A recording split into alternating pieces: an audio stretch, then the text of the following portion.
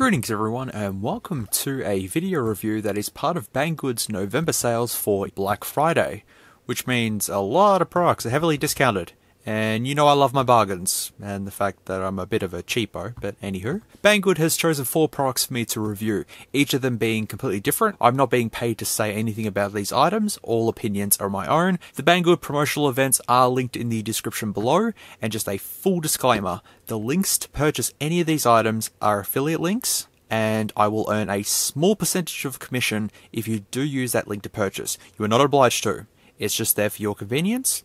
Also attached down in the description is a coupon sheet. So if you want to browse through that and get some dealios while the sale is on, feel free. Everyone deserves something nice once in a while, especially with everything going on in the world at the moment. Big thank you to Banggood for providing me with these samples for review. I really do appreciate it. And with all that being said, let's get on to the review. Alright, for the 4th and final item in this event, we're going to be having a look at the Xiaomi Poco X3 NFC. This is currently $239 US at the moment. The regular retail price is somewhere around the $299 US mark. I'll display all different currencies and stuff like that here for you all, but this is likely to be one of the best phones I have featured on my channel. And as a bit of context, a couple of years ago, Xiaomi debuted the Poco line, which was basically high-end phones at a budget price. And I personally own a Poco F1 with an iPhone XS Max screen protector applied to it because that's completely fine.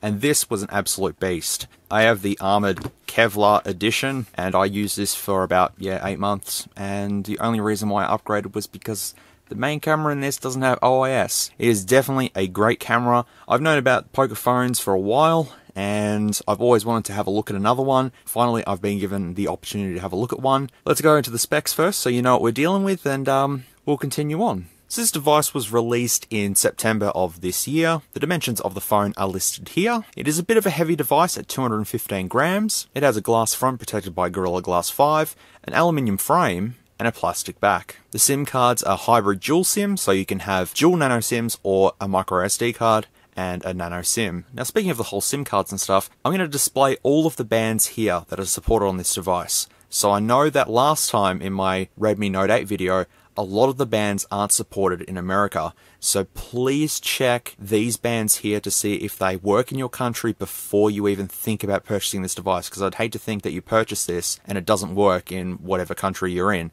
So please make sure that your country does support this and your network is supported on these bands listed here. It also does have an IP53 splash-proof certification, which is quite nice to see. The screen is a 6.67-inch 1080 by 2400 display with a 20:9 aspect ratio, and it is an IPS LCD, but it also has 120 Hz, which means that the motion on the screen is super smooth, and hopefully I'll be able to show you that during the video. It is running Android 10 based on MIUI 12. The processor is a Qualcomm Snapdragon 732G, which is an octa-core. The GPU is an Adreno 618. In terms of storage, we do have 64 gigs of internal storage, but we do have an option to expand the storage via micro SD card. Should be good with up to 256 gigs of external storage. The cameras on this phone are listed right here. You've got a 64 megapixel main camera, a 13 megapixel ultra wide camera, a 2 megapixel macro one, and a 2 megapixel depth one. The main camera is also capable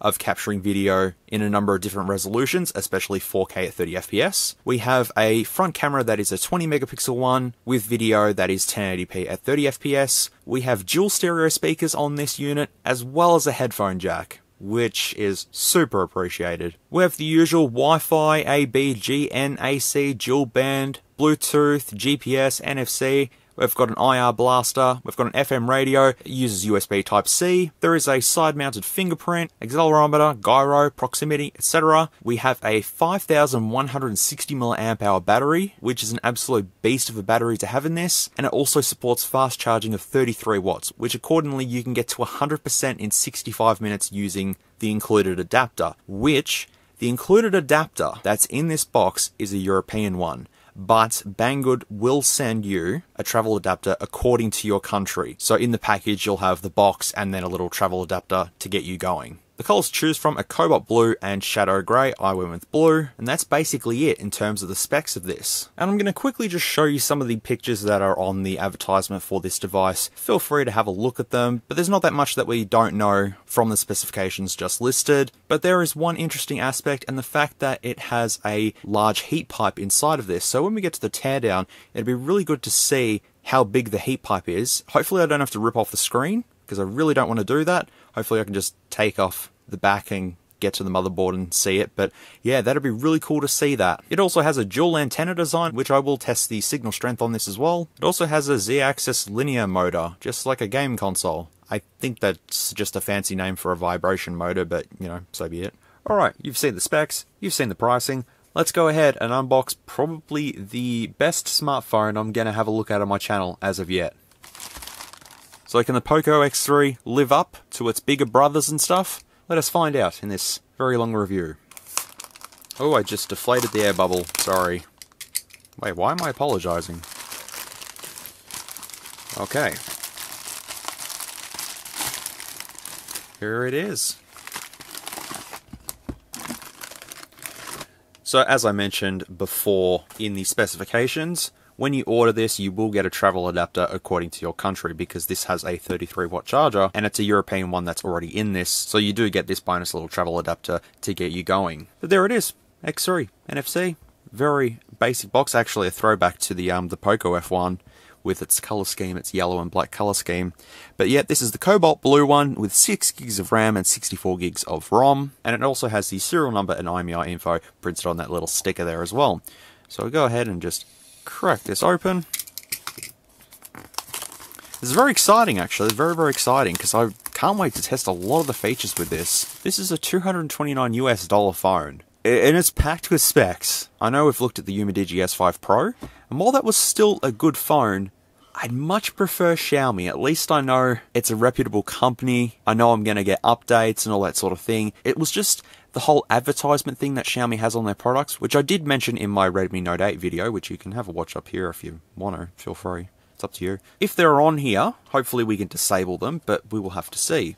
So in this first little yellow box here, which I've just ripped, we get a SIM eject tool, we do have the user guide just there, as well as a warranty card and the case that is included. And pulling that out, there you go, that's it there. Hey, at least it comes with a case, and a charger, and a cable, and a lot of other things, unlike a certain other company. I'm going to get flamed in the comments for saying that. Oh, well, it doesn't matter. We have the device itself. Come on, out you come. Ooh, that's a bit of a heavy boy. Ooh, it's got a bit of heft to it. Alright, and inside of here, we have our 33-watt fast charger just here. Ooh, that's got weight to it. Holy moly. That's a 33-watt charger just there. So if I use my travel adapter... Where's my travel adapter? Excellence. The definition of power brick is exactly what that is. And we also get a USB-C cable, which is quite thick and also has red accents in it as well. That's pretty cool. But you don't get anything else, you don't get any headphones or anything like that, but at least it comes with a charger. A 33-watt one at that. And here it is, folks, the Poco X3 NFC with our Qualcomm Snapdragon 732G, the 120Hz 6.67-inch Full HD dot display, 64-megapixel AI quad camera array, and the 5,160 mAh battery in this beast.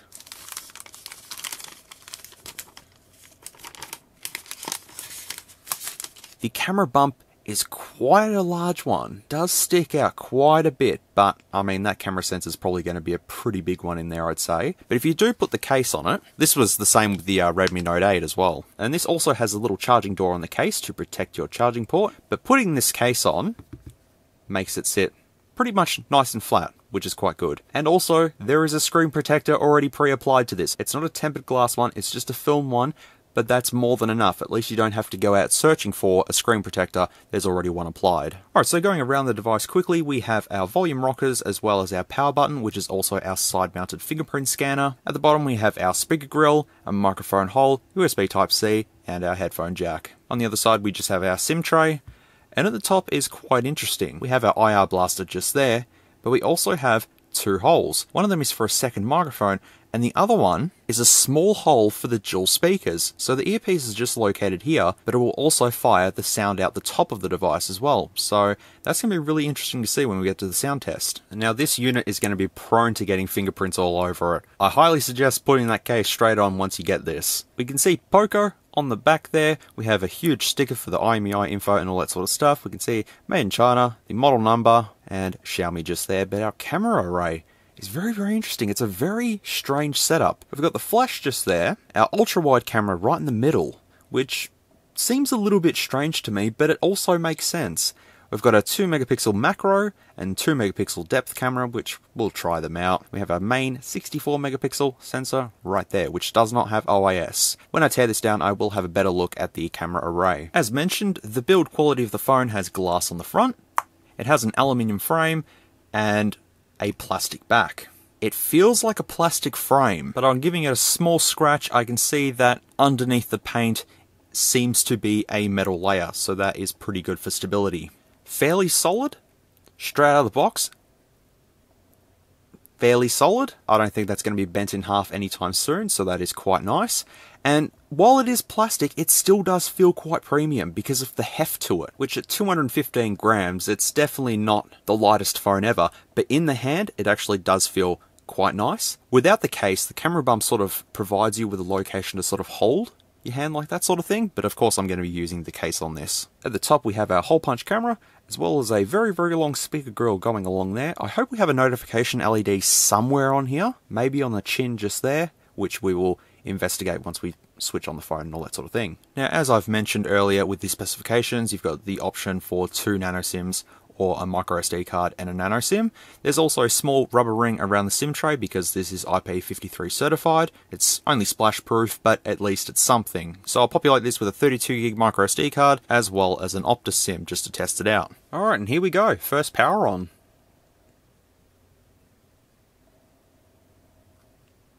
There we go. Nice. A lot of fingerprints and stuff like that on here. Sorry. People have told me it's MIUI. Because Xiaomi, MIUI, it makes sense. It's okay. And now we can have a closer look at the screen and the bezel size, which actually, the bezels are quite minimal. You've got a bit of a chin there, but at the top you've got the hole punch camera just there. But anyways, MIUI 12, and we will choose, well, United Kingdom, because I don't think we can choose Australia. No, we can't. There's the scrolling. I mean, you probably can't really see that scrolling motion just there, but I can see it in person. That's smooth. That's nice. I'm going to choose United States just in case. Oh, can I choose Australia? No, I can't choose Australia. Why? Oh, there it is there. And we're going to connect to our 5 gigahertz network. The keyboard is also the standard G board, which is always nice. Okay, we're connected. So this menu here is just the terms and conditions. So obviously we're going to agree to this, but hopefully we can choose where the ads are. The personalized ads, hopefully it's on the next screen. We're not going to be copying any data over to it. I'll sign into my Google account. I really like the 120 Hz already. That's really, really nice. As I said, you won't be able to see it due to the camera, but I can tell you it's definitely working. So we're going to continue setup. We're going to skip our Google Assistant. Send me a joke every day. No thank you, Google. That's okay. Skip the voice assistant. Skip Google Pay. There was actually no toggle for the ads. That's a bit concerning. We will probably have to go through settings to find it. We're going to skip the Xiaomi Cloud. We will do the fingerprint actually, why not? I don't have a lot of real estate to work with due to my fashionable accessories, but I can absolutely try.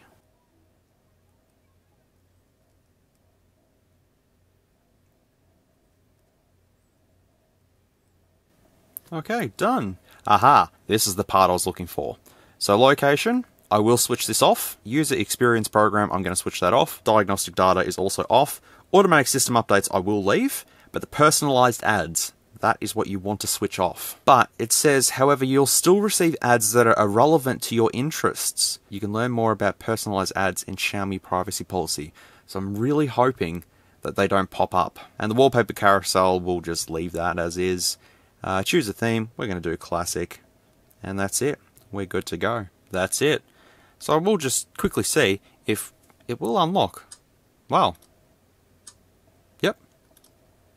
Even with such small real estate, with my thumb just poking out there. Works every time. we do have a small tiny little notification LED just there.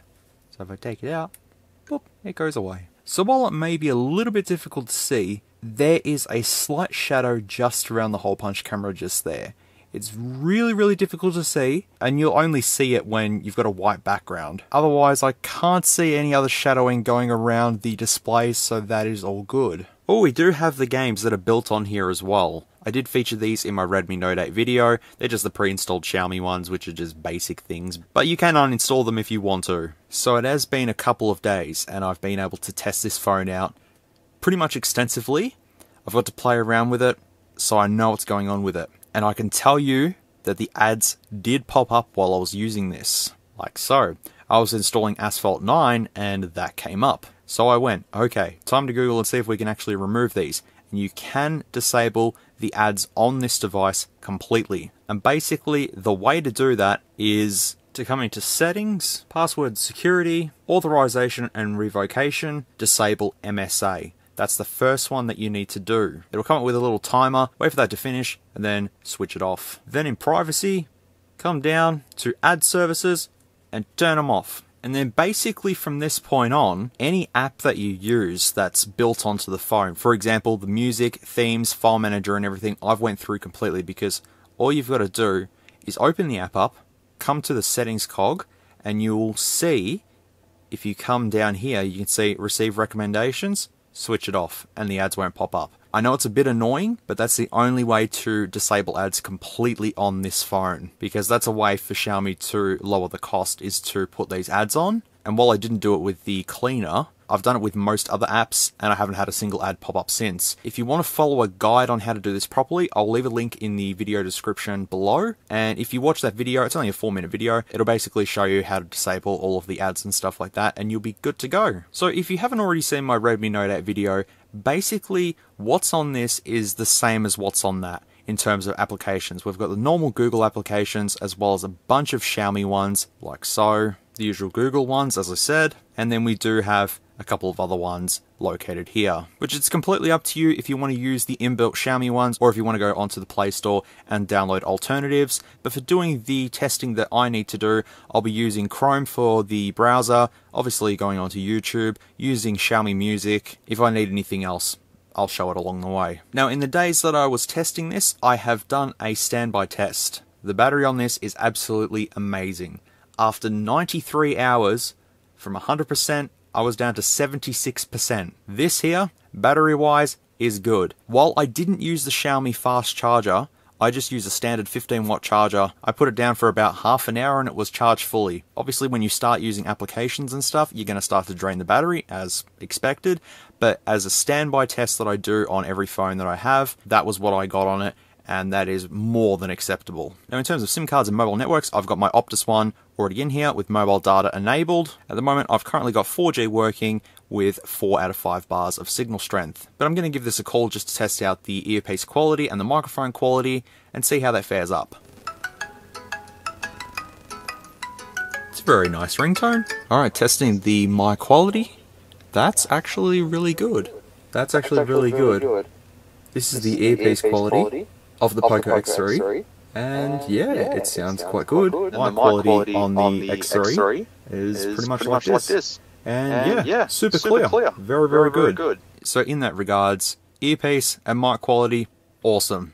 No problems whatsoever. So we'll also be testing this with Telstra and Vodafone, and I'll edit in a little note here to let you know if it all worked, but I'm fairly sure that all 3 major telcos in Australia will work on this device. Also, while I can't demonstrate GPS navigation properly on this device, I can safely say that it found my location very quickly, and you shouldn't have any dramas using the GPS with this. Alright, let's jump straight into settings.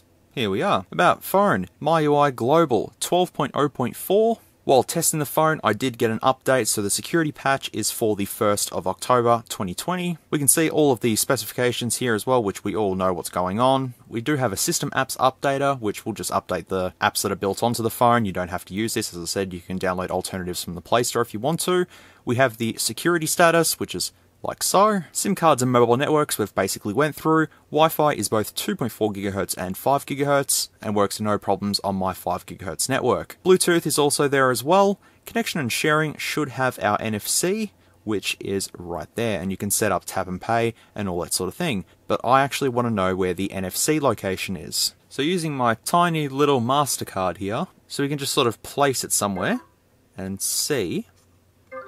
So it appears that it's about there, or on the camera bump. Yeah, seems to be about the camera bump. That's where the NFC is. So when we get to the teardown, we'll see where the NFC is located, but NFC works. A lot of budget phones do ditch NFC, considering in this day and age that everyone's using contactless payments now and just using their phone to pay. With this having NFC, it's perfect for that. But also in connection and sharing, you've got MyShare as well, which you can share stuff with other Xiaomi devices and Redmi devices. I'm pretty sure this is just a glorified version of Bluetooth that's probably faster for Xiaomi devices. You do have a portable hotspot. You also have a VPN as well, which, yeah, why not? Wireless display, connect to a display using Wi-Fi. I don't have any, so I can't test that unfortunately. And that's pretty much it for the connection and sharing. And in lock screen settings, we've got a couple of options here, like raise to wake, double tap to wake or turn off screen, lock screen format, like so, launch camera and pocket mode. In the actual display settings itself, we have the brightness level, reading mode, color scheme. What is color scheme? So you can basically just make it really warm like that, or cool, or custom. I'll just leave it at default because it looks nice. And I will say that the screen on this is absolutely amazing for what it is because of the refresh rate. And I just switched to dark mode, but I'm going to stick to light mode because my camera likes light mode a little bit more than dark mode. It's really difficult for me to explain, but 60 Hz basically is what you're seeing there, and 120 Hz is just a lot more smoother motion. And that's what I mean, the display on this unit is quite good. Everything is nice and clear. The brightness on this is also very good, but I really love they were able to throw a 120 Hz panel on this phone for the price. Can't argue with that. Got a couple of other options here as well. Control center and notification shade. Hide notch. Why would you want to hide the notch? It's fine. I mean, it looks okay, but I'd rather have the hole punch just there. In sound and vibration, all the basic settings just here to change the volume, vibrate for calls, additional settings. We'll have a look at this. Dial pad tones, tap sounds, screen locking sounds, all that sort of thing. Sound effects as well. We do have the Xiaomi presets. So when you plug in some headphones, you can use these to customize the sound and all that sort of thing. You can have controls, but it only works with Xiaomi branded headphones. I don't think any other headphones with a button can be customized through this. Notifications, lock screen notifications, floating notifications, notification badges, pretty much all normal stuff. It's up to you how you want to have all this, but there may be some things in here that I'd like to turn off if I was going to use this as a daily driver. But basically, yeah, you can come here and just disable whatever you want. If you don't want it to have notifications pop up for apps that you don't use, just come through here and start disabling them. Home screen, we can change the launcher to, well, the Poco launcher. You can change it if you download another launcher off the Play Store. Backgrounds, we can also change that to light, dark, and system. Icon pack as well, you can get more from the theme store if you want to. MyUI has a lot of customization. A lot of people don't like it, but I do. I kind of like the customization options, and honestly, from the earlier versions of MyUI to now, it's improved so much. We can change some settings within the app drawer, home screen, change home screen settings like so, notification badges, all that sort of stuff. Wallpaper, let's go through the wallpapers. Yeah, his doggos. Oh. So basically, you can come to here and just have whatever you want that's on here. You can download your own wallpaper if you want to, but you've got these ones here on the store. So you could have a cute little doggo if you wanted to. Oh, look at that. Oh, that's adorable. And that's the same thing with themes. You click on it, and it takes you to the themes. Some are premium, and then some are free. So it's up to you. You can spend money and get a pretty cool looking theme pack, or just go with a free one, or just leave it as is. Passwords and security. We've already tried the fingerprint, but the face unlock is basically just the front camera taking a photo of my face and then going, is that the guy? Yes it is, unlock phone, done. So we're going to just test that out because why not? It's exactly like what we've seen on the Redmi Note 8. So loading camera, there we go. Keep face inside a frame, no problem. That was very quick. If I just now look at phone, it has a little tick up the top and it's done. So does it automatically unlock? But yep, that does work, so no problems with that. Privacy protection is basically just the permissions you give to apps to use your phone in certain ways. Battery and performance we've basically had a look at, but you can do battery saver or an ultra battery saver with 400 hours. That's just crazy. But as I said, I've done the standby test in 93 hours, 76%. Good stuff. Within apps, you've got the system app settings, which are all here. I'm not going to go through all of the apps installed on this device because I completely trust this. It's fine. It's Xiaomi. I don't believe there's anything dangerous lingering on this. You can have dual apps if you want. So I'd say one app's up here and one app's there. Because you've basically got a 6.7-inch display, you've got enough real estate to have two apps going on at the same time. Within additional settings, we have the full screen display, so you can have buttons and the full screen gestures, which I'm not going to learn them, I'm just going to pretend that I know how to use them, and I don't know how to use them. But you can use gesture functions if you want to, but since I am super old school, I'm going to stick with buttons. Button shortcuts, basically you can do shortcuts on the device to open various functions. Notification light, which I've already shown. Quick ball, I still don't know what quick ball is, but maybe it's a ball that comes up or something. I actually don't know what that is. Clear speaker, oh that's right, this has a sound that plays to clear the speaker if there's any dust or dirt in it. It's quite interesting. Accessibility, just like so, nothing special. Enterprise mode, ooh. No, we better not. And I have actually enabled developer options and put the window animations down to 0.5. You can do this by going into settings, going to build number, tapping that 7 times to enable developer options. And then yeah, you can come down here and do a couple of things that you're sort of not supposed to do, but you can do it if you know what you're doing. You come in here and turn off certain things and all that sort of stuff. You've got digital wellbeing and parental features, which is good. Special features, game turbo, video toolbox, floating window, and second space. The game turbo keeps coming up, so it's a UI to play all the games and stuff. Maybe we'll come back to this. When we do the gaming test, we'll use this. My account, Google, account and sync, privacy, location, and services and feedback. That's pretty much it within settings. Now we're at the point of the video where we're going to be showcasing off the main feature of this phone, and that's its quad camera array. While the 2 megapixel macro and 2 megapixel depth camera are pretty much useless, the main camera and ultra-wide camera are pretty good. So if we open up the camera, it's like so. Very similar to what we've seen on the Redmi Note 8. You've got a pro mode, video mode, photo mode, portrait, more, which has a bunch of other options just there. But I found myself just using photo, just all on auto. I didn't have to do pro mode. I had HDR on automatic. You can also have beauty mode on for the rear camera because we wanted to make Stuart the Gnome look happier than usual, so I just left it as normal. These 3 little dots, you can toggle that for the ultra wide like so. The normal one is 1 times, and that is a 2 times zoom. And then within this actual menu itself, you do have the other options at the top for a flash. And if you come to just here, you can toggle the aspect ratio, timers, and then you can come down into settings as well as, you know, macro and all that sort of stuff.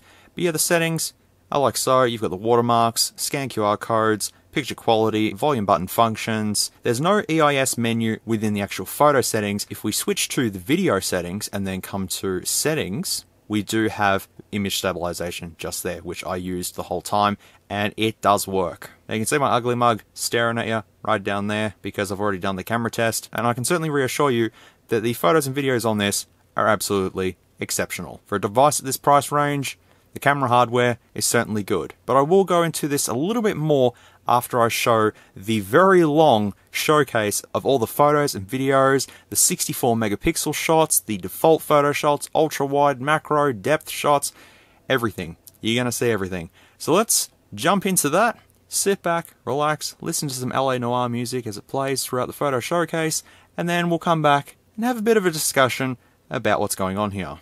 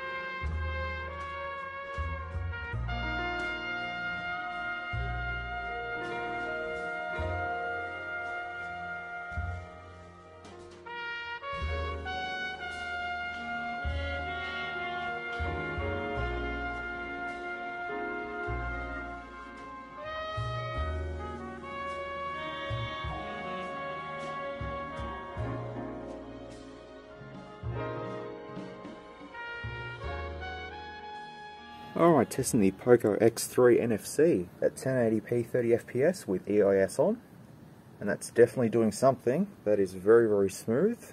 What I can find is that I don't have to use the macro camera. I can just actually just point the main camera at stuff and see it very, very close up, and it's quite clear. Even the depth effect with just the main camera doing its thing is quite good. Just a bit of walking so you can see the EIS in motion. Pan along the brick wall. That's pretty smooth. So hey to Stuart, it's hot today, isn't it? Yes, it is very hot. I'm glad you agree. We have a lonely lemon, and they're like one there, and one there. I don't know where they went. And just a bit of a sky shot as well. Down to the aircon, where I'm going to go for a zoom in like so. That was very, very smooth, wasn't it?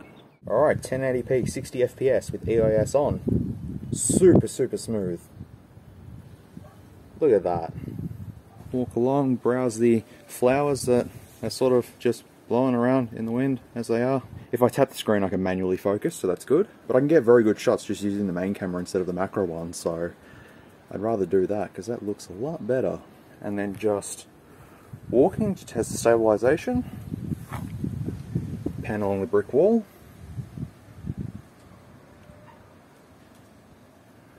Still sunbaking. Lemon. Lonely lemon. Other lemon. And instead of me filming the aircon at 60fps, I've switched to ultra wide at 60fps. So there you go. It doesn't warp that much either. It is very, very, very nice. Here it is. Here's the killer. 4K 30fps with EIS on. I mean, I can definitely tell it's a little bit sort of stuttery, but that's kind of to be expected, I suppose. It looks nicer, that's for sure. All the various objects are very, very dynamic, which I like. There we go. See, look at that. That looks so nice. I'm going to go on a bit of a tangent here, because I had the Poco F1 as my daily driver, and the only thing I didn't like about it is OIS. The camera was a bit shaky. Even with Gcam installed, it was still a little bit iffy, but they've ironed out the kinks with this one. It's actually not too bad, and with 4K 30fps doing as well as it's doing, I think they've done well. Far away aircon, zooming in like that. It was a bit janky, but that's okay. The front video quality is 1080p at 30fps. It is very, very sunny outside today. Very, very warm, but it's good. And just having a bit of a squiz. It's got autofocus, I can see that. I look okay. Supposedly it's beautifying me. Let's just agree to it. Stay positive, people. Stay positive. I know it's hard, but keep at it. Be good people.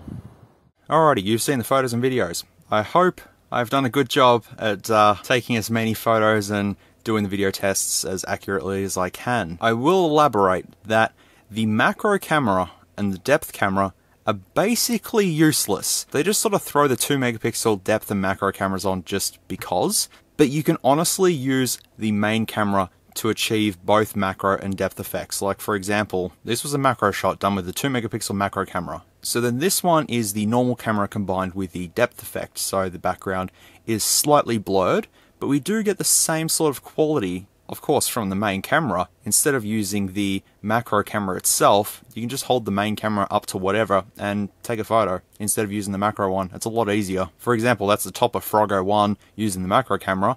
Yeah, you can see the details and stuff, but you can also just use the main camera and point it straight at that, and it'll likely turn out better. This is a 64 megapixel shot of those same flowers. That's the quality of it. So you don't need to use the macro, and you don't really need to use the depth camera, because as you can see, it blurs out the background quite well just by default anyways. The 2 megapixel depth and macro ones are pretty much useless. The main sensor and the ultra wide one are the standout ones on these, obviously. So for example, this is an ultra wide photo. I was standing in the same spot, took a photo of the ground, then done it with the standard camera. So that gives you a bit of an idea of the perspective of the wide angle lens. But I did get some fairly good shots. I mean, Froggo 1 here looks amazing. The background looks quite nice. All the colors are very vibrant, and I'm really, really super happy with what this has to offer. Now, for some reason, I'm unable to put the slow motion clips into Vegas to show you, but This is 120 FPS. Just me just kicking my sneaker like so. This one should be 240 frames per second.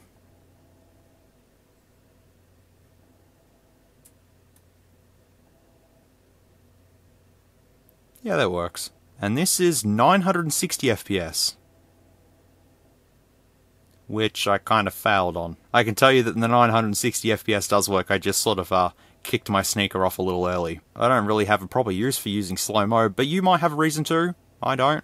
But each to their own. But all in all, camera-wise, very impressed with it. For a budget device, very, very impressed with the quality of shots that I got. You can experiment with the macro and depth cameras if you want to. Honestly, just use the main sensor and you'll achieve the same, if not better photos anyways. Internet, YouTube, and speaker tests. Let's go. So we'll just type up Poco X3 NFC. Click that. There we go.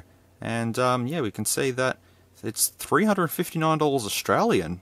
The 64 gig and 6 gig ones, so that's actually not too bad. So it's 239 US on Banggood. Convert that to Australian, that's about right, I'd say. And we'll just go to the website of the Poco X3 NFC, like so. It loads everything. We can see our beautiful Poco X3 NFC in both of its colors and all the specs and stuff. It's a bit strange, this how it's all like that. Maybe the site's not optimized for being on the Poco X3 because you've already bought the phone and they think, well, you wouldn't have to open. It doesn't matter. It's fine. But yeah, we've seen all the specs of it and the specs on GSM Arena like so, but web pages just open super fast. No problems at all. I didn't expect it to lag around while just opening web pages and stuff, but you will be absolutely fine just using this to browse the web and all that. And we'll test videos as well. That's coming up. But no, all in all, for internet, you're going to have no problems. Alright, for the YouTube test, I'll be using the Costa Rica in 4K 60fps HDR Ultra HD by Jacob and Katie Schwartz. This will be linked down in the description below. This is a great video to test the display and the 60fps motion, as well as the 120Hz refresh rate. Switch this into that away, and we're going to bump it up to 1080p, 60 FPS, and this is what it looks like.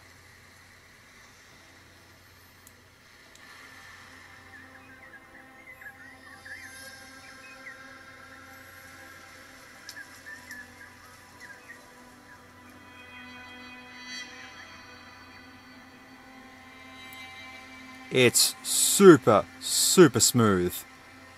I mean, you should be able to see it, but because of the 120Hz refresh rate, it looks absolutely amazing, and we can do that to fill the entire screen like so. Look at the colors on that though, man. That's insane. Also the speakers. They sound amazing. I can feel the sound vibrating through the phone. BFG Division is going to sound awesome on this, isn't it? But YouTube is fine. You will be able to do 1080p, 60fps video, and you should have HDR support as well, which, yes, we do. HDR support is on, so you'll have the best possible viewing experience with YouTube videos, except you won't have it in 4K, but for 1080p, 60fps with HDR, not a problem at all. Alright, we're at the point of the speaker test. We want to see how these dual speakers are working. I'm going to open BFG Division up. We're going to pump it up to the max. We're going to see what our sound decibel meter says and try some headphones as well and see how that goes. It is pumped up all the way, so I'm going to go ahead and we're going to see what this says.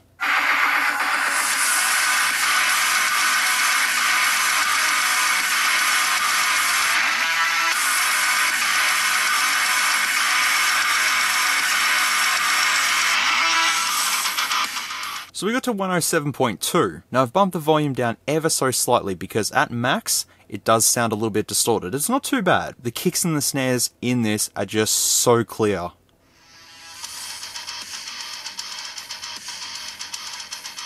That sounds really, really good. If we turn it this way for dual speakers, let's bump it up.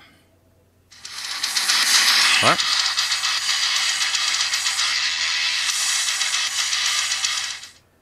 So I'm blocking the bottom speaker and letting it just fire through the top. I can definitely hear an imbalance with the sound. So the bottom one is a lot louder, obviously, and the top one is just using the earpiece. But I'm going to measure that and see what we can get to. This might be a little inaccurate because the sound's obviously going to be traveling from the bottom up to the top because I'm covering that. But I'll try my best.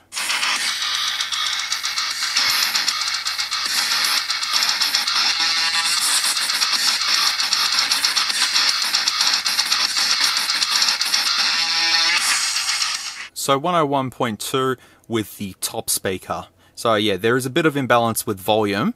So if you're watching something in landscape, honestly, you probably won't notice it. If you are paying close attention, you'll hear that the left side, or whichever way you have it orientated, is going to be a little bit quieter than the main speaker itself. But the main speaker itself does a good enough job of providing beefy sound. Probably one of the best speakers on a device, and the first dual speaker device on this channel too. So thumbs up for this one. I'm going to plug in some pretty terrible headphones just to see if the audio effects come up in settings. But if I press the button on it, it plays. Sound effects, there we go. So adjust sound to earphones. We can have that on, but it basically is all the Xiaomi ones. So if I was to just select them, I wonder if it will sound any different. Oh yeah, it sounds a little bit different. Sort of puts it into more of a surround sort of sound. And then you've got the equalizer as well as the volume adjustment up to 30 years old. Yep, that's me. That's fine. I'm close enough. Equalizer, yeah, you can sit there and stuff around with that if you want to. It's good to have a 2020 device with a headphone jack on a budget. Good stuff, Xiaomi. Keep doing what you're doing. I know you guys have put the ads on here and stuff, but we have a way to turn them off, which is good. One more thing I'll do with the headphones, actually, is we're going to try the FM radio. Oh, it's finding stations for me. Hey, okay, cool. It works. Good stuff. We also do have a screen recorder on here, which is quite good to have. I think it's actually within the drop-down menu, which I completely forgot to show you, which is just like so. You've got all the shortcuts in the drop-down menu, and basically everything's here. NFC, the screen recorder, so yeah, you can toggle it there. You toggle the brightness, all that sort of stuff. Get to the settings easy by just tapping that up there, seeing the battery level, all that good stuff. I'm going to try the infrared blaster. I'm going to see if I can switch on my VHS that's just to the right of me. So I'm going to add remote. I can't remember the exact one I chose last time. Maybe it's an AV receiver? Let's try that.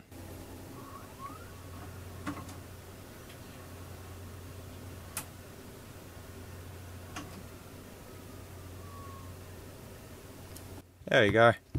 It works. I honestly wish more phones had IR blasters built into them, but this has got it. Before we go into the games test, let's do a little bit of a quick recap. So far, for this phone, good camera, good display, good battery life, good build quality, stereo speakers are awesome, side-mounted fingerprint, and it's Xiaomi, and running Android 10, and has NFC. So far, I think this is pretty good. But let's push the performance. I'm going to try some games on this, then we'll do a Geekbench test, compare it with some other devices, probably the Umidigi S5 Pro is the best one I can compare it to, as well as the Redmi Note 8 just for fair game. And then we'll run DeviceInfoHW just to have a look at some other specs, and then we'll tear this down, do a bit of a conclusion and stuff like that, and then end this video, because while I could go super in-depth with all of the applications and stuff, I'm fairly sure a lot of you guys know the applications that are built onto here. I don't need to explain what the calculator looks like or the clock or anything like that. It's basically what you expect it to be anyways. But in terms of games, I have quite a lot on here. I've got Ark Survival Evolved, Asphalt 9, Call of Duty Mobile, Grand Theft Auto San Andreas, and Minecraft. I just kind of threw everything I could on here and gonna test it out and see how it goes. But I think we should start with Minecraft first. That's the first game I usually try on most devices. It's the one that runs on most devices. So we'll give that a go. Oh, sorry, hang on. Sorry, I completely forgot. We're going to use it in game turbo mode. There we go. I don't know what this will do, but we'll see. Alright, start trial. Here we go. Whoa, okay. Alright, yep, that's fast. Oh man, the motion looks so good. Even though you can't see the 120 Hz properly, I can tell you it's definitely working. It looks super, super smooth. I mean, look at that. Well, at least you know Minecraft's going to work on your $230 device. No frame dips or anything, even when going over to a big chunk of land. That's a very, very good start. Alright, let's move into San Andreas and see how that goes. I will have to turn the music off for this, unfortunately, because it's all copyrighted. We will have everything on max, the resolution at max, the draw distance on max, the shadows, advanced, car reflections, max, and subtitles on, and the radio turned all the way down. Alright, let's see how this runs. Nostalgia, man. Remember you used to click the shoulder buttons to make it load faster? They never worked, but people used to say it always worked back in the day. Looking nice. Looking nice. We want a car. We want a car. We're just gonna pinch a car. That'll do. That's fine. Violence. Oh no. Oh, okay. We want buttons. I like buttons better. Whoops. Sorry, mate. This is with everything on absolute maximum. What was the last time I tried GTA San Andreas on? I think it was the Blackview.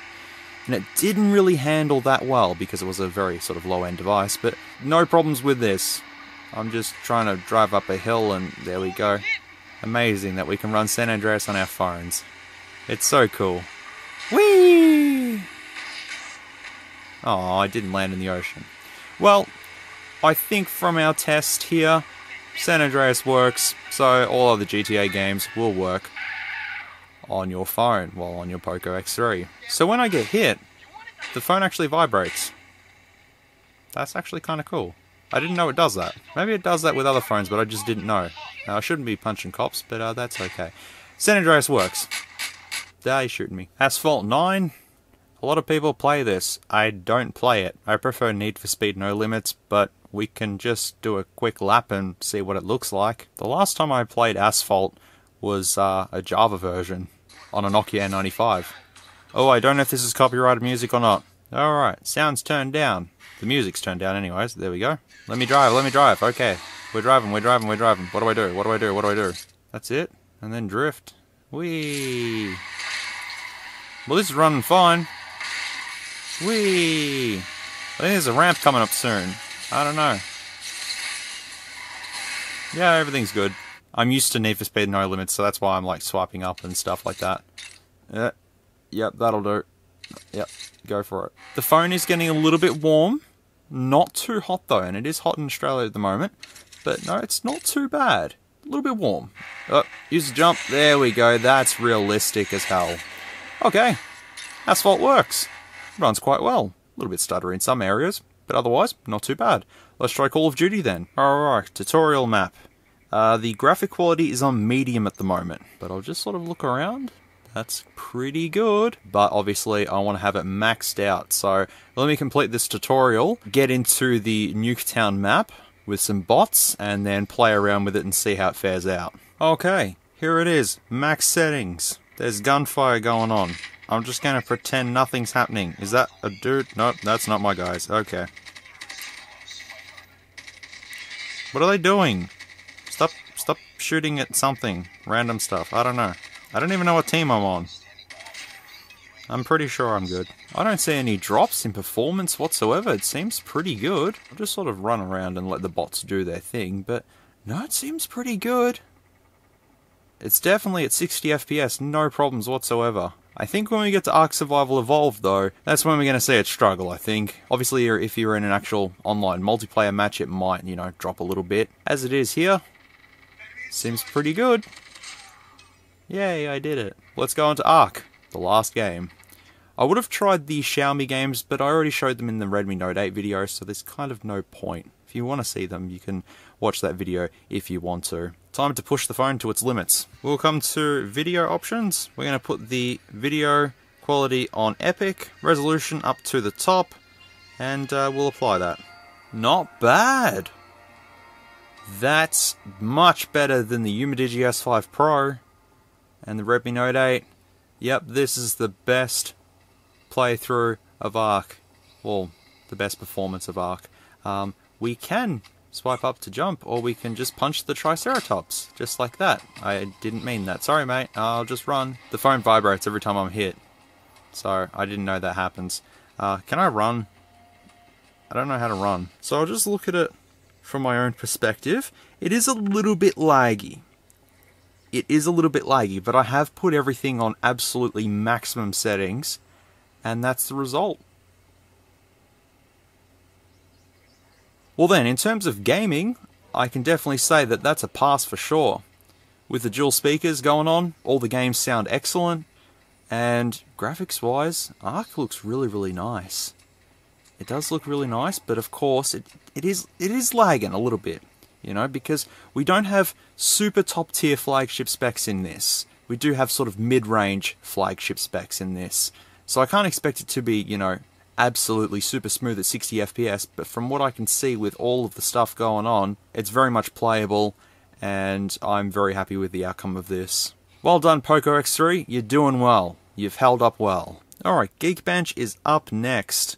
We are going to run the CPU benchmark on this, see what the scores are, and I'll splice in some little info from other phones that I've tested, just to give it a bit of a comparison, but I would say that this would be the most powerful device I have tested. But let's see what it comes up with. Scores are in. 566 for the single core and 1668 for the multi-core score. I'm going to show what the Umidigi and the Redmi Note 8 got. This is a clear winner in basically all regards. Honestly, I'd prefer this display over the S5 Pro one. Even though the S5 Pro was an AMOLED display, I'd honestly prefer the 120Hz, and at least know that I'm going to get updates every now and again. So lastly, I've just got CPU-Z and DeviceInfoHW. I'm going to open CPU-Z just to see what it says for no particular reason other than the fact that I just want to see what's going on, and it says Qualcomm 0x805, but we know it's a 732G. I've already forgotten what's in here. Of course I'd get a wish ad. No, close. Just go away. That's fine, we'll just use DeviceInfoHW. That's okay. Poco X3 NFC, all the specifications that we could see here. We've got the gyroscope, the NFC, the fingerprint, all that stuff listed here. System on chip 732G, octa-core, made on the 8nm process, which is good. More information just here with fingerprint and all that sort of stuff just there if you want to have a pause and read of all that. We've got the RAM, the internal storage, then my SD card. The cameras come up with 64 megapixel for the main, the 20 megapixel for the front, but it doesn't list the other ones unless it was back here somewhere. Not sure why it doesn't show all four of the rear cameras, but I'm pretty sure it'd be fine. The power profile being 5160 milliamp hours, that's correct. All of the temperatures going on, so the system on chips are 84 degrees Celsius. That's a little bit concerning. It doesn't really feel like that though. It's not super hot, it's warm. Maybe that could be inaccurate, I'm not too sure, but the rest of them are hovering around sort of the 45 degree mark, 50 degrees here and there. 50 degrees seems about right with the heat pipe that's going to be in here and stuff. I mean, we've just played some pretty intensive games, so I can kind of see what's going on, but look at all the sensors. Holy moly. And then actually within sensors itself, not thermal sensors, we've got the accelerometer, light proximity, magnometer, and the gyroscope. We do not have the barometer installed. That's pretty much it. I can't think of anything else to really test on this device. I've went through the settings, I've went through the features, I've tried basically everything that I can think of. As a very quick conclusion, before I tear this down, then go into an actual proper conclusion, Poco X3 NFC, once you turn the ads off, excellent budget phone. Great camera, great display, great performance. What more can you ask for? Great battery life. Everything. And if I was looking for a device on the budget market, this is something that I'd be leading to. I know there's a lot of phones in the budget market at the moment with a 120Hz refresh rate, big battery, build quality and everything. I'm pretty happy with this. But let me tear this down first, and then we'll jump into the full conclusion, positives and negatives and all that sort of stuff with this. So, off you go, buddy. There we go. Alright. Time to take it apart. This is going to be a fairly standard teardown. I'm not going to go super in-depth with this. I just want to have a look at the heat pipe, have a look at the internals and stuff, and go from there. But to open this up, because we've only got a plastic back, I should be able to just put my pry tool underneath this and lift the back cover off. Now, of course, you can use a bit of heat to get the back cover off if you want to, or you can just pull it off. The adhesive is fairly strong, holding the back plastics on, but you just take it off like so, and that's it. They have applied adhesive around where the camera bump is and around the entire plastic frame. But that's basically it. There's nothing going on there. See? Just plastic. We get our first look at what's going on. The NFC is actually located at the top of the device, where the camera bump is, which kind of makes sense, I guess. We also have a black flap for no particular reason. I don't know what that serves, but it is there. Xiaomi has once again gone with some pretty cool looking green screws in this, being unique, which is nice. There is a warranty void sticker just here. We're going to poke straight through that. That's it. No warranty. And taking the loudspeaker off, that is our beefy speaker just there. And we do have a little tiny ball pit for some eager little ants just in there as well. I'm not going to empty them out because I sort of kind of want to use this phone, but yeah, there you go. Then at the bottom of the phone we have our sub board here with our USB-C port and our headphone jack. We've got a coin style vibration motor. We have our signal antenna, the flex cable that goes from here to the motherboard.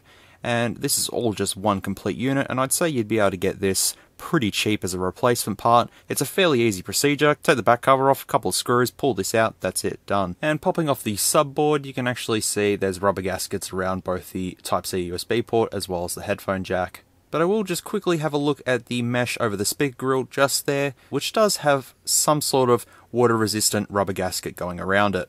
Alright, and now the top plastics, I'll just remove these, a couple of screws holding them down. All the screws should be the same length, but I will keep them somewhat organised just in case. And we have another warranty sticker just there as well. Alright, and there we go. So the ultra-wide camera actually comes out as well as the macro camera. They both come out with the actual camera bump itself. They're just lightly glued in with some adhesive. The first one here is our macro one, or depth one. I'm actually not too sure of the placement of it. We then have our ultra wide one just there. I'm fairly sure this one's the depth one. Fairly sure of it, but there it is there. And our main camera sensor is actually attached to underneath the board. While it does have some movement to it, it does not have OIS. We can also see the loudspeaker just at the top there as well, our front camera which we can pop out, and that is just a very, very little guy like so. Our flash is built onto the motherboard as well. The subflex comes off like so. Fingerprint sensor just comes off like a little Lego, and our signal wire, pretty easy, there we go. We have one screw that holds down the board to the frame, and now the entire board will now come out like so. There's our heat pipe. That's a big boy. So there is our motherboard just there with all of its little Lego connectors everywhere on it. We do have some copper tape just there, but if we just swing this around, we can see we have the SIM card area, the camera connected to the back of the board just there, and there is where our processor would be, which has some thermal paste on it, like so, because then that transfers to our massive heat pipe, which unfortunately is underneath this metal frame that's going around it. So it is a metal frame. It is constructed with a metal frame, which is good. That's why when I tried to bend it, it didn't do anything. But that heat pipe is unfortunately underneath the screen. I am going to take out the battery though, just to see if it is under there. There we go. Aha! It is in fact underneath the battery. Here is our 5160 mAh battery in this beast here. Takes up majority of the space in the phone, but it definitely does its job. Also, before we have a look at the heat pipe, I'll just show the back plastics just in a bit more detail just there. There's contacts just there, but I don't exactly know what they're for. I think they're just signal contacts, to be honest. But no, inside of the phone there is our heat pipe. There it is. It is what is advertised. Now, as much as I'd love to cut this open and see if there's any liquid inside, I actually want to use this phone and keep this phone in working condition. That's a fairly beefy one. I'm pretty sure the Poco F1 was exactly the same, and this definitely does something. And if we go back to the Umidigi S5 Pro video, where the heat pipe in that was this tiny, tiny little itty bitty thing compared to this, I think I know what I'd rather. But altogether, I'm super impressed with the build quality of this. The metal frame holding it together is very stable, and that heatsink, that's a beefy one. I have a whole bunch of parts on my desk of this Poco X3 NFC. Let me go ahead and put this back together, and then we'll finish off this video. Alright, it's been another couple of days. I've reassembled it, everything works. I've stuck the back down with some adhesive, and it seems to all be fairly nice and all ready to go. So, I guess it comes down to a conclusion then. This is one of the longest reviews I have done, but I wanted to make sure that I covered absolutely everything I can with this. Look, I hope everyone has a good idea of what this phone can do, and the end result with this device, it is definitely the budget king in the smartphone market. Xiaomi's been making solid phones for years now, and this is another one that adds to their catalogue of budget smartphones that absolutely pack a punch. Would I purchase this phone if I was on a budget and looking for something in this price range? Absolutely.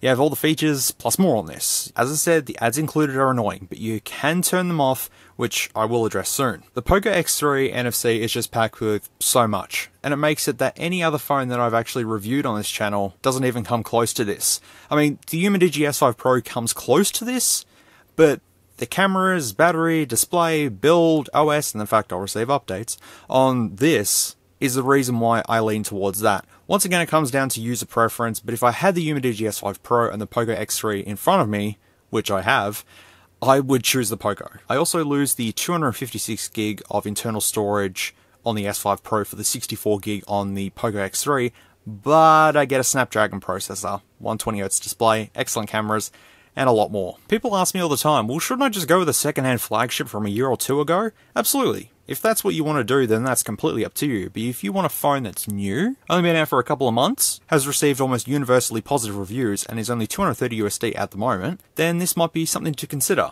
as it does have Android 10 currently, and possibly will get Android 11 next year. Hopefully. There are plenty of other reviews out there from other YouTubers that may cover a lot more than I have, but I want to review this from a consumer standpoint and what I found to be good and bad about this device. I know I didn't cover all of the apps and I may have missed some features, but I tried to do my best to cover as much as I could. If I've missed any major features, I do apologize, and if you need any clarification on anything, please let me know, and I'll be happy to provide any information. Let me just go into the pros and cons with this. The cons aren't a lot because this is a budget device, so I will let a few things slide. Starting off with the positives, the price point. $239 US at the moment, with the regular retail price being $299 US. The $240 US is what it's currently priced at on Banggood at the moment. You may be able to find it cheaper, but as it is, the price point for what you get is an absolute steal. The build of this phone is very, very solid, with a metal frame, Gorilla Glass front with a screen protector already applied from the factory, and then the plastic back. Even with this plastic back, it feels sturdy in the hand, and if you're worried about scratching the back plastic of the phone, then just keep the case on it. I know the phone is a fairly big one, like it's fairly big, so if you're looking for a more compact device and a thin one at that, this one may not be for you. I mean, for me, the size of this device is very reasonable, and I don't feel any of the decisions to make the rear plastic has any effect on the total quality of the product. It's also good to have the IP53 certification on this. Even though it's not going to be completely water resistant, it will be able to survive being in water for a bit if you happen to drop it accidentally or something like that. Also, with the last bit of the build quality, we have that large heat pipe in this. And if we compare that to what we've seen in the S5 Pro, which just for a reference, I think I know what I prefer when it comes to cooling. Battery life is great with a full day of normal usage guaranteed. Results may vary due to usage, of course. Wi-Fi, Bluetooth, and mobile networks are all really solid. The earpiece and the microphone are also very nice and very clear. And also be prepared for the amount of fingerprints that get on this thing. The name itself, Poco X3 NFC, means we have NFC, which is a great addition to have since nowadays we mainly use contactless payments.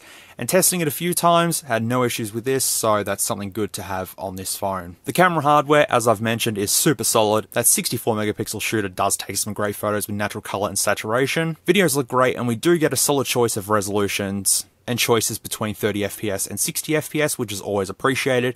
As I mentioned, the macro and the depth camera are basically useless since the main camera can achieve so much, and combined with this ultra-wide camera, it's definitely got some good hardware. The camera UI has been tweaked around a little bit, and I think the MIUI 12 camera app is fairly easy to use, and I think they've ironed out the kinks from previous versions. The 1080p 6.67-inch IPS display at 120Hz is one of the standout features here. It looks amazing for what it is. It is amazing how Xiaomi was able to get one of these displays on a phone at such a budget price. And as I've mentioned, it's so hard to demonstrate the 60Hz and 120Hz because my camera can't pick up the 120Hz, but basically everything's just so much more smoother and looks so much better than just the standard normal 60Hz. Dual speakers.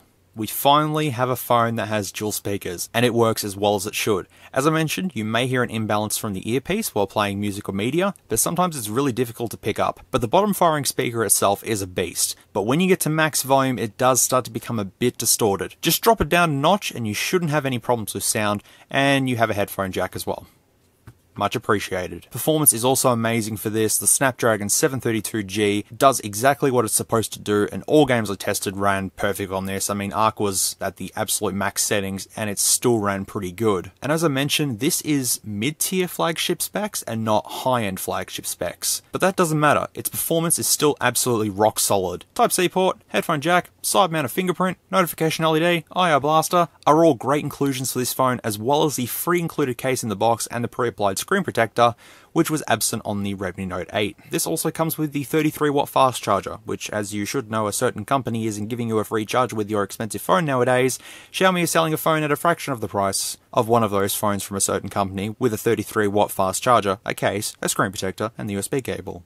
Can't complain with that. And lastly, this is running Android 10 with the MIUI 12 skin on top of it, but I felt that MIUI 12 didn't slow down this phone, and it's definitely getting better with each version they release. Like when I had my Poco F1 on Android 9, I don't even know what I was using, I think it was MIUI 10, and it was a bit slow at times, but now we've got 12, and it's just, I don't know. For me, it's not a problem, but for others, it may be a bit of a problem. And now I guess we can jump to the negatives, or just maybe the feedback from my point of view. The ads. The advertisements. Xiaomi has the toggle it set up to turn them off, but even so, using the system will still result in ads. I have provided a link in the description to a video on how to turn them off completely, and I did show a quick little guide on how you can do it anyways.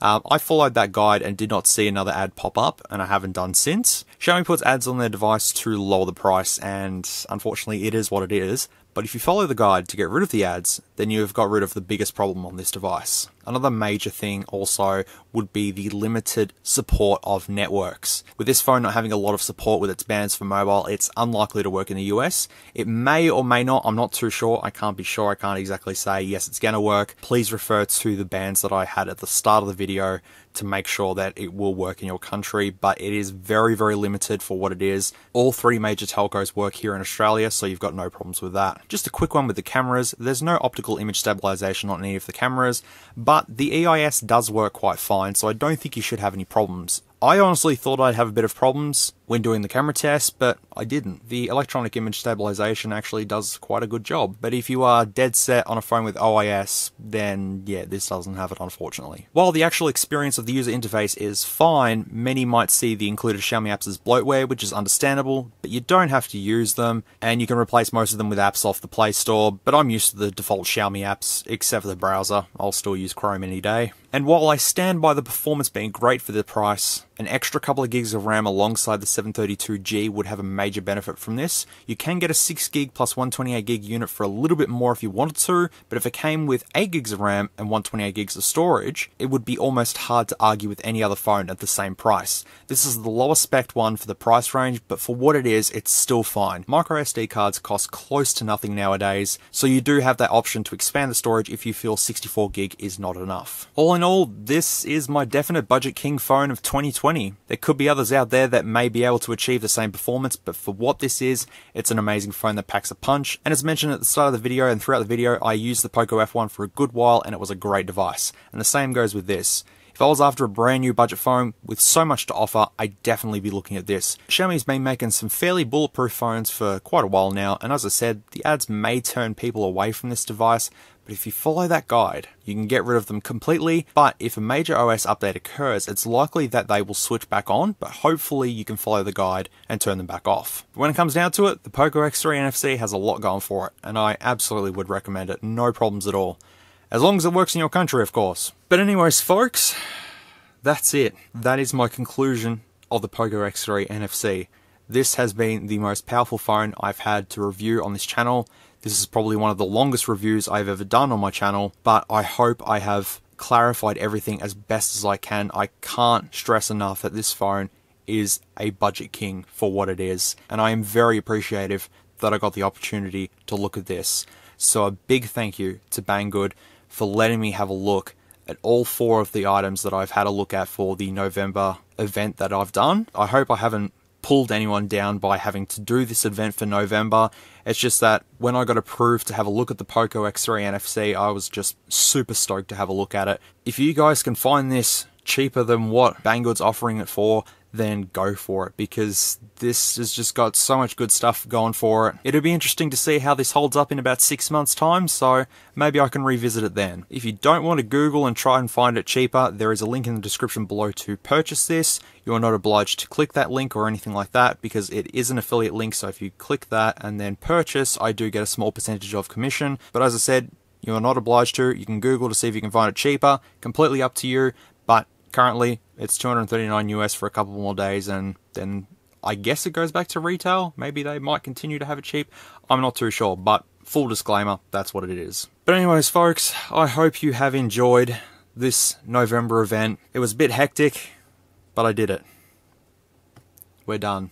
We did it. Thank you so much for sticking with me throughout this event. I really, really do appreciate it, and thank you very much for all the support. We are almost at 30k, so I can't believe we are even close to that number. It's crazy. Hopefully now that this is over, I can continue doing some more job lots and some more wish videos and other reviews and stuff like that. And as always, everyone, take care, stay safe, be good people, and I'll see you all in the next one. Whatever that may be. I haven't said that in a while. What is Poco upside down? I don't know. Oh cop. Oh dear. Okay. If you like this content, feel free to leave a like or a dislike if you didn't. Thanks heaps for watching, and I'll catch you all in the next video.